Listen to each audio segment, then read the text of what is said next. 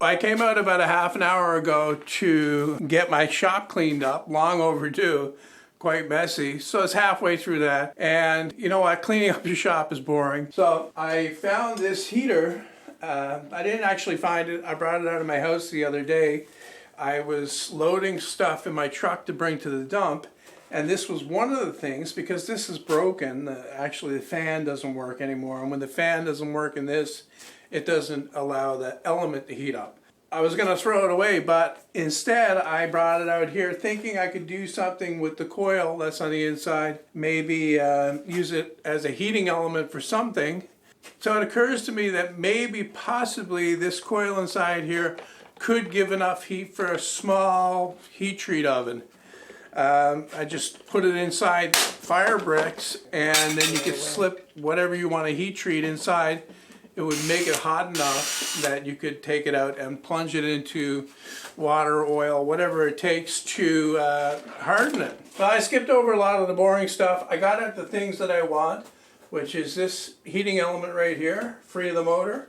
I also got the power cord, which is handy because it has these spade connectors on the end, so I can just plug it in.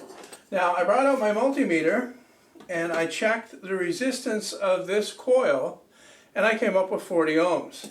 So I did a little bit of math, and using Ohm's law, V equals I times R, I got 40 ohms, 120 volts. That means that this will draw, when it's connected, when it's plugged in, 3 amps. The power, therefore, is only 390 watts. That's a far cry from the 1500 watts that they're claiming on the heater. I also brought out 4 fire bricks. I bought a bunch of fire bricks last year because I'm going to make a real heat treat oven at some point. I have all the components that I need to do it. I just need the time to put it together.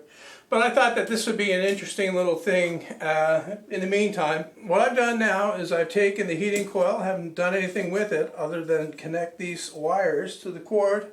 I'm going to plug it in and see if the coil works properly, how hot it gets. It might burn out after a couple of minutes, and that's really no good. I need for it to stay on for at least 30-40 minutes at a run to get the the oven up to temperature and whatnot. So I'll just plug that in, and we'll watch what happens. Feel heat coming off it, not getting red.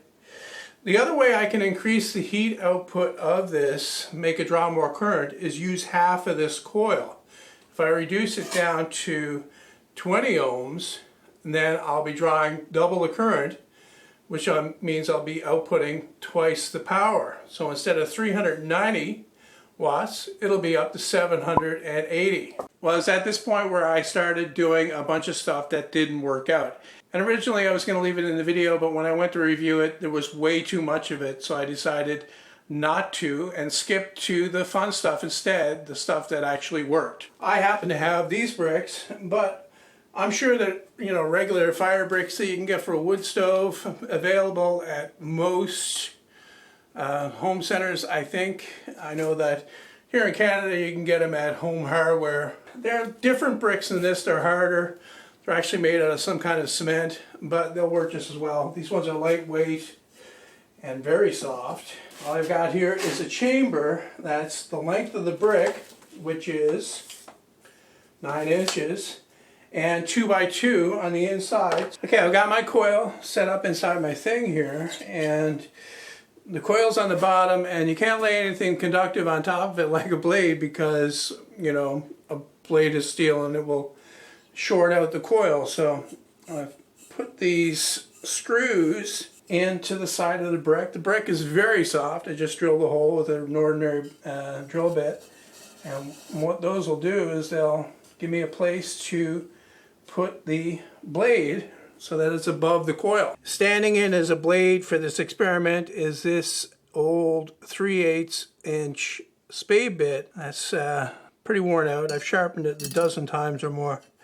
Now I'll just put the lid on and I'm going to plug it in.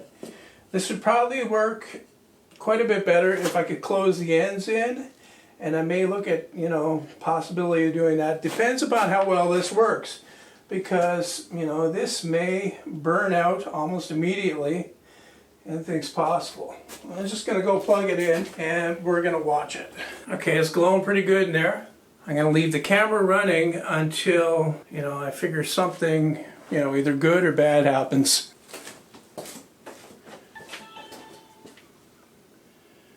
Okay, I've got the light turned off just to see this a bit better. I got my hand on top of that brick and that still feels, not even warm actually. I was going to take the top off and have a look at the drill bit to see if it's actually glowing red. And it's really difficult to see, but I think it is. I'm just going to undo the power and then grab that thing with my pliers.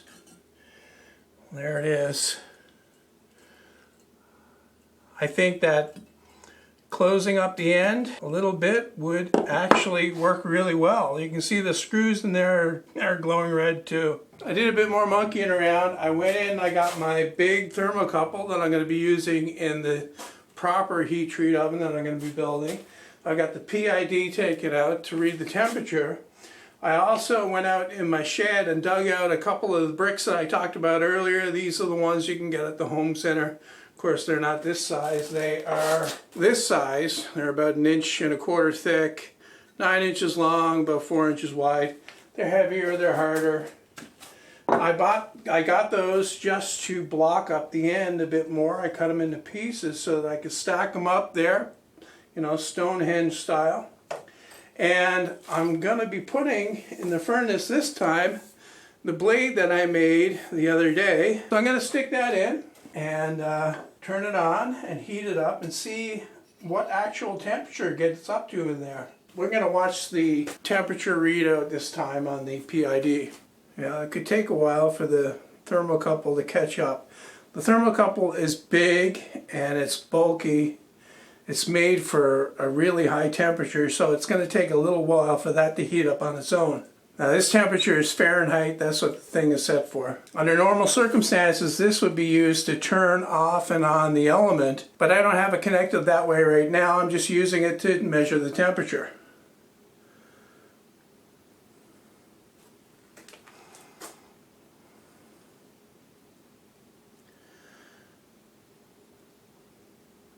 Okay, the temperature just passed 1400. You might have seen while that was running that I brought in this dog dish of oil. What I'm going to try to do is quench that blade. I changed my mind while this was going. I'm not entirely certain. I used to know this stuff off the top of my head. I'm not entirely certain at what temperature you're supposed to quench this, but I'm going to do it now and see how it turns out. This brick is still fairly cool to touch. And I reach in, get the blade out. I don't think it's quite at the temperature that it needs to be to get fully hardened, but wow, now I got a stink in the shop. If you worked on cars, this is a smell that's familiar to you, burning oil. I don't have great expectations for this. This was more or less a test to see how hot this thing can get. I'm actually going to try it again and see if I can break like 2,000 degrees. Actually, I've got to go in and check the figures on how hot, what the critical temperature for, say, stainless steel is. I can't remember for the life of me. And it doesn't help that you have two values, Fahrenheit and Celsius. So this is looking pretty scaly. I'm going to see if it's gotten any hardness whatsoever with the file test. Now, to the best of my knowledge, the steel that was in that kick plate is not hardenable. I don't think it has enough carbon to be hardened. So I'm expecting that the file will bite right into that, and so it does. The parts that is 100% that original stainless steel. Now there are spots that are showing on the edge, and I'll see if those took any hardness. Nothing there. And here in the middle, it's hard, but it's not hardened. So I have to get it up to a higher temperature. But anyway, a good test, and I think that it would be useful, for doing small blades or small things like this.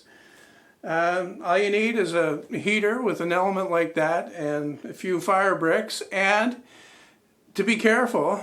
That is the main thing. You got to be careful and, assume the risk. I'm not your shop teacher.